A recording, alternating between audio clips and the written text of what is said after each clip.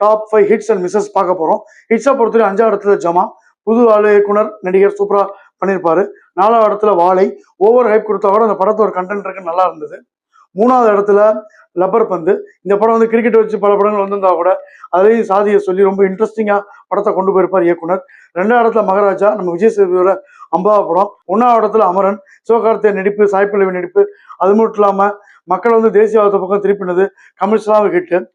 சொதப்பல் 5 பார்க்க போறோம். 5வது இடத்துல அயலான். சின்ன பசங்களுக்கு படம் பிடிச்சிருந்தா கூட அவங்கள தேட்டரை விட்டு வெளில வர மாதிரி தான் படத்தை எடுத்து வச்சிருப்பாரு. 4வது இடத்துல லால் சலாம், ஒரு பெரிய ரவுடியை கூட்டு வந்து சாய்நீடி வாங்க வைக்கிற நம்ம வடிவேலு மாதிரி ரஜினிகாந்தை வேஸ்ட் பண்ணிருப்பாங்க அவங்க பொண்ணு. 3வது இடத்துல தங்கலான். 2வது இடத்துல கங்குவான்னு கத்தி கத்தி நம்மள காது டெசிமேல பிச்சு ஜவ்வு கிளியர் அளவுக்கு சத்தம் போட்ட சூர்யாவோட கங்குவா.